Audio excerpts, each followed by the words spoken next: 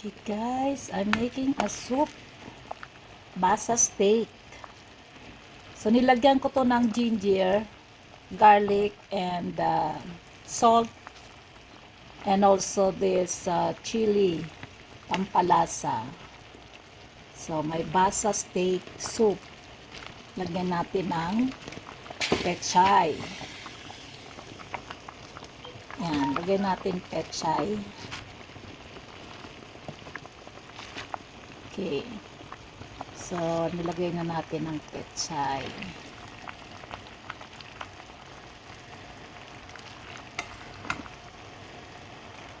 Sa aking soup. Ayan. So, kasi maraming gulay. So, I will put lots. Okay.